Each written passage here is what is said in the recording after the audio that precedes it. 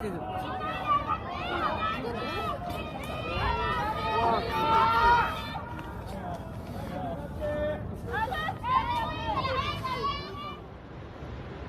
January 1, 2024, a powerful 7.6 magnitude earthquake struck central Japan, leaving a trail of destruction in its wake. The tremor, which originated at 4:10 p.m. local time, sent shockwaves across the picturesque Noto Peninsula of Ishikawa Prefecture, with its epicenter situated at a depth of 10 kilometers, as meticulously recorded by the United States Geological Survey.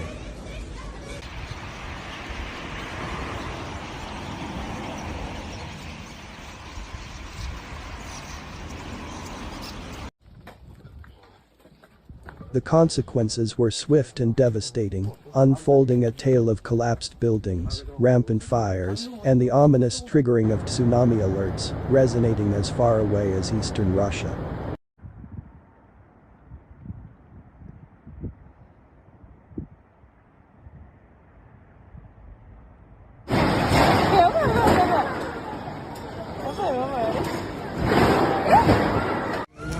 The Japan Meteorological Agency, attuned to the gravity of the situation, promptly sounded the alarm, issuing a tsunami warning for the coastal regions of western Japan. The first ominous waves, harbingers of the impending disaster, crashed onto the shores just over 10 minutes after the initial seismic upheaval.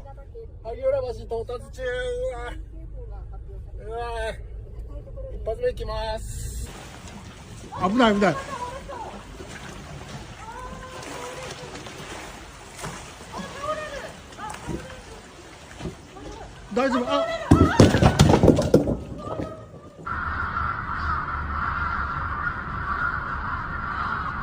city of Wajima in Ishikawa Prefecture bore witness to the early onslaught, reporting tsunami waves measuring approximately 1.2 meters by 4:21 p.m.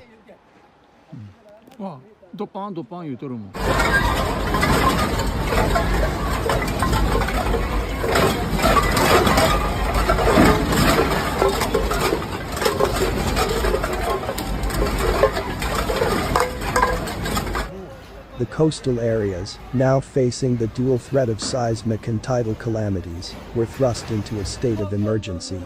As the tsunami warnings reverberated, the Defense Ministry sprang into action, deploying a formidable force of 1,000 military personnel to the affected regions.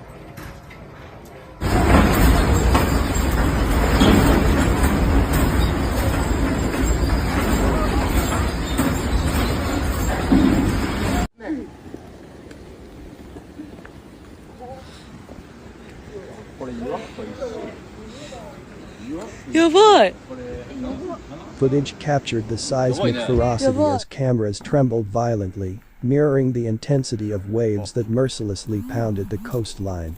Homes, once sturdy symbols of habitation, succumbed to the earthquake's wrath, their roofs collapsing and foundations shaken to their core.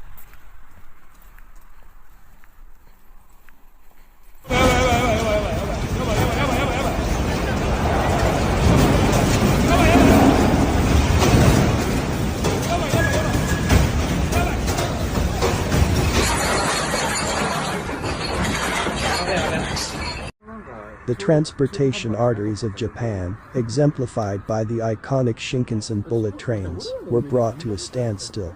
Nearly 1,400 passengers found themselves ensnared within immobile high-speed trains for more than 11 agonizing hours, underscoring the logistical challenges faced by the authorities.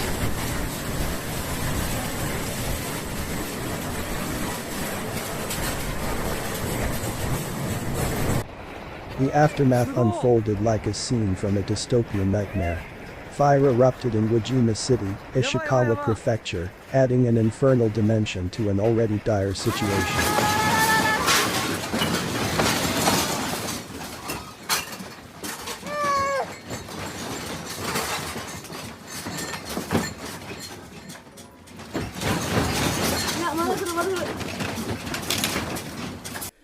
Power outages engulfed more than 30,000 households, plunging the affected regions into darkness and exacerbating the challenges faced by rescue teams.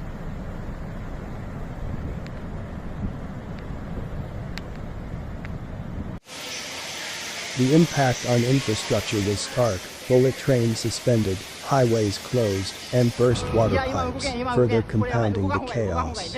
Communication networks faltered, with some cell phone services in the region rendered silent.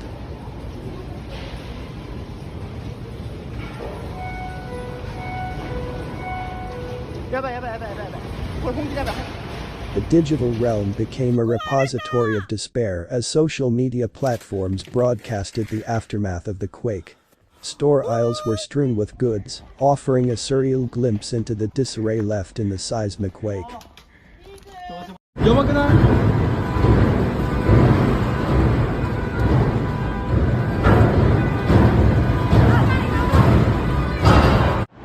The magnitude of the disaster left over 32,500 homes in Ishikawa prefecture without power, prompting concerns about the vulnerable state of critical services.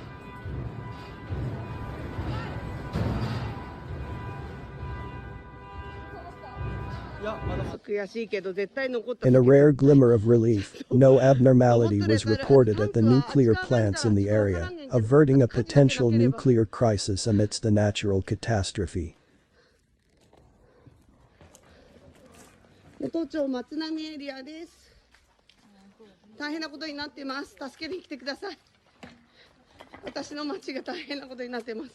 As the immediate shock began to settle, Japan's weather agency issued a stern warning, cautioning that powerful aftershocks could reverberate over the next 3 days to a week.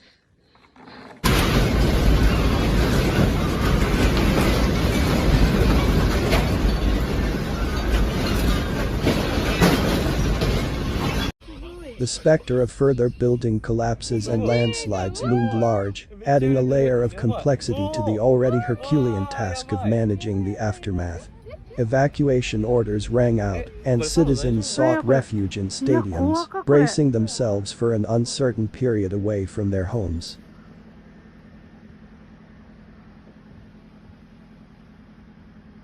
The unfolding tragedy served as a stark reminder of Japan's delicate equilibrium with seismic forces.